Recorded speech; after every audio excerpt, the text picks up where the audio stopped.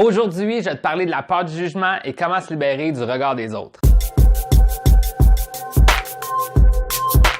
What's up? Pendant mon adolescence, j'étais le genre de gars qui avait peur du jugement des autres et ça m'a empêché de vivre ma vie pleinement. Je me sentais pas trop à l'aise socialement et ça a fait que je me suis replié sur moi-même. Je préférais passer mes soirées tout seul chez moi à jouer des jeux vidéo sur Internet que de les passer avec des amis et avoir une vie sociale. Je me réfugiais dans le confort du virtuel au lieu d'affronter mon anxiété sociale dans le monde réel. Ce que je viens de te raconter, c'est une histoire un peu gênante, mais je te raconte ça pour te dire que c'est possible de changer. À mes 25 ans, j'ai pris la décision que j'allais changer ma situation. Je me suis pris en main et j'ai fait les efforts nécessaires pour reprendre le contrôle de ma vie. Je me suis ouvert au monde, j'ai travaillé sur moi et ça m'a permis de me libérer de cette peur-là que j'avais de ce que les autres pourraient penser de moi. Dans la vidéo d'aujourd'hui, je vais te partager 5 causes de la peur du jugement et je vais aussi te partager quelques pistes de solutions pour s'en sortir. Si présentement tu sens que tu t'empêches de vivre ta vie pleinement parce que tu as peur de ce que les autres pourraient dire de toi,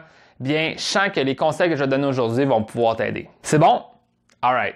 Cause numéro 1, une basse estime de soi. L'estime de soi, c'est la perception qu'on a de nous-mêmes. Lorsqu'on a une basse estime de soi, on se met à douter de soi-même et de notre valeur en tant que personne. Et ça nous rend vulnérables au jugement des autres. Donc, si toi, tu décides de travailler sur ton estime de toi, tu vas croire plus en toi et ça va te permettre de moins te laisser intimider par ce que les autres pourraient penser de toi. Cause numéro 2, vouloir plaire à tout le monde. Quand on essaye de plaire à tout le monde, souvent c'est parce qu'on pense inconsciemment qu'en étant la personne la plus gentille possible, les gens vont nous aimer. Le problème, c'est que si tu vis à travers ce que les autres s'attendent de toi et pas selon ce que toi tu veux dans ta vie, bien ça va être difficile pour toi de progresser dans ta vie et d'être heureux. C'est important que tu assumes tes propres désirs et que tu te sens libre de faire ce que tu veux faire dans ta vie sans te soucier de ce que les autres pourraient penser de toi. Fais les choses pour toi et non pour ce que tu penses que les autres veulent de toi. Cause numéro 3, croire qu'on est au centre de l'attention. Souvent, quand on fait quelque chose de nouveau, de différent ou quelque chose qui pourrait nous mettre dans l'embarras, on commence à s'imaginer que tout le monde nous regarde, que tout le monde nous juge. Pourtant, il faut réaliser que la majorité des gens sont beaucoup plus préoccupés par eux-mêmes que par les autres. Donc, je veux te rassurer, la plupart du temps, tu n'es pas au centre de l'attention et les gens ne te jugent pas autant que tu crois.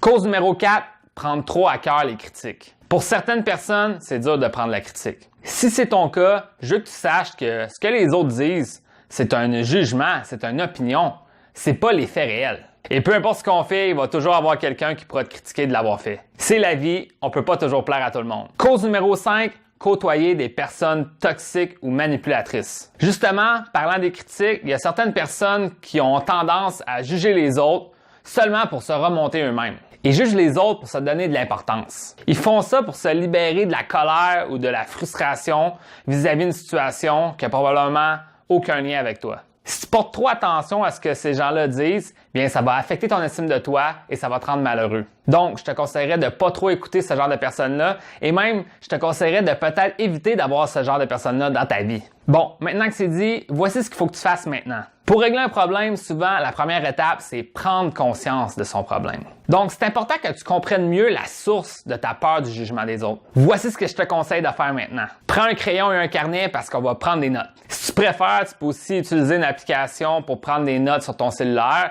ou ouvrir le bloc-notes sur ton ordinateur ou, dans le pire des cas, faire l'exercice dans ta tête. Ce qu'on va faire maintenant, c'est un exercice pour mieux comprendre comment tu te sens face à une situation où tu as eu peur du jugement des autres. Et on va faire ça avec un exercice que j'appelle l'exercice du « et puis alors ». Voici en quoi ça consiste. Pour commencer, tu dois noter et décrire une situation où tu as eu peur du jugement des autres. Ensuite, tu écris « et puis alors » et tu notes le raisonnement que tu as eu vis-à-vis de ça. Et là, tu répètes le processus jusqu'à temps que tu ne peux plus répondre à la question.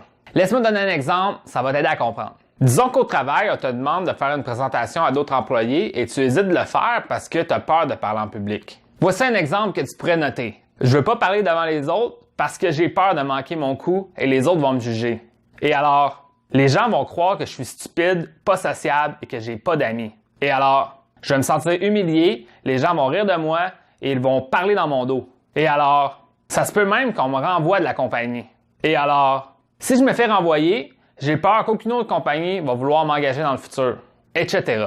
Maintenant, je sais que ça peut sonner extrême, les raisonnements que je t'ai donnés en exemple, mais je veux que tu saches que c'est important que tu ne te censures pas. C'est important que tu essaies d'exprimer le plus possible comment tu te sens vis-à-vis de cette situation-là. Il faut que tu sois capable d'explorer les peurs que tu ressens, même si elles sonnent irréalistes ou improbables. Ensuite, après avoir noté tout ça, il faut que tu te questionnes vis-à-vis chacun des énoncés que tu as fait. Tu dois te questionner toi-même et te dire, est-ce que ça, c'est des faits ou un jugement? Est-ce que c'est réaliste de penser ça? C'est quoi les conséquences réelles qui pourraient m'arriver? Tu vas voir, ça va vraiment t'aider à mettre les choses en perspective. Moi, après avoir fait l'exercice, j'ai pu me libérer de plusieurs contraintes que je m'étais données à moi-même et qui m'empêchaient de m'affirmer aux autres. Petit conseil pour terminer, fais attention de ne pas trop faire d'évitement dans ta vie. L'évitement, c'est un sujet super intéressant. Je pourrais peut-être faire une vidéo à propos de ça dans le futur.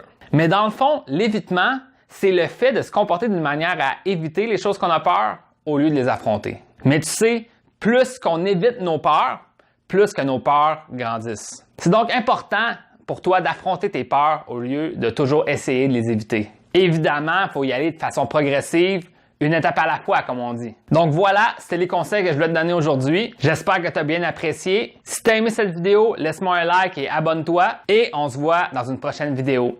Alright, see ya!